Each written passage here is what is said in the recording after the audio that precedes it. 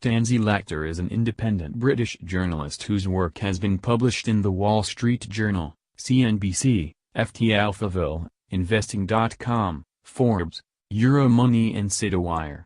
Recent news that George Soros' $26 billion family office is entering the cryptocurrency market has many investors speculating about the likely impact. But one of the billionaire's most famous ideas might be even more important to understanding how the market functions, with or without his participation. For those unfamiliar with this powerful palindrome, in the world of economics and finance, Soros is feared and known as the man who broke the Bank of England when he made $1 billion in one day, September 16, 1992, known as Black Wednesday.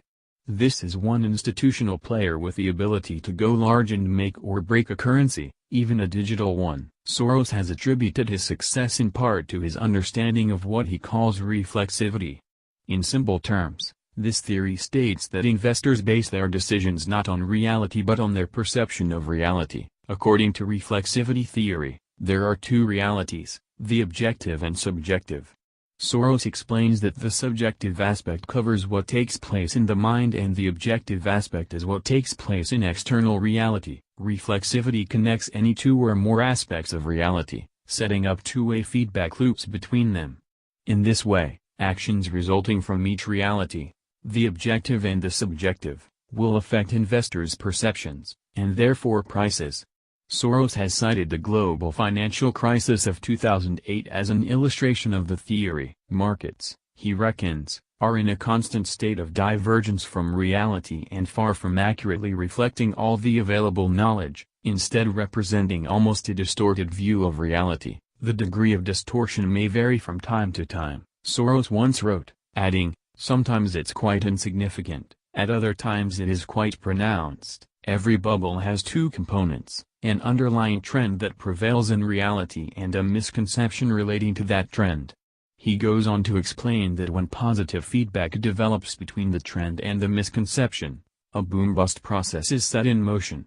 This is tested by negative feedback along the way, and if it is strong enough to survive these tests, both the trend and the misconception will be reinforced. Near religious. So, how does his theory apply to the crypto market?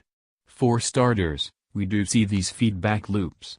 The more people form a positive view on Bitcoin, the more the price will soar, and vice versa. This is what happened late last year, when the price of Bitcoin jumped. It attracted more users, which further juiced the price, which brought in more people.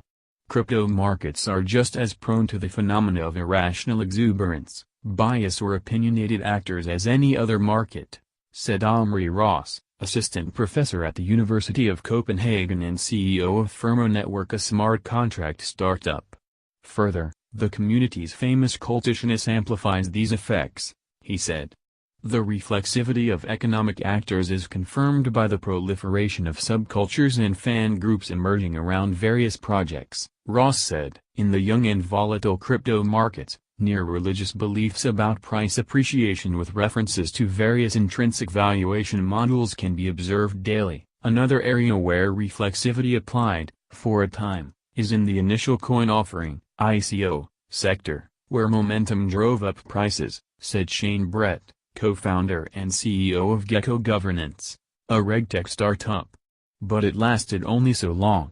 Recently, however, discussions around compliance, not to mention fraudulent ICOs, have caused some investors to retreat, Brett said. Conversely, institutional investors are keen to invest in the market, but in the absence of compliance, are remaining on the sidelines, contradicting this theory. Nobody really knows what the long-term effect will be of Soros' entry into the crypto markets, only months after he joined other elites at Davos in calling Bitcoin a bubble. Things are about to get more interesting. But we can learn from his insights about the circular relationship between cause and effect, and the role of cognitive function in a new, developing and volatile market.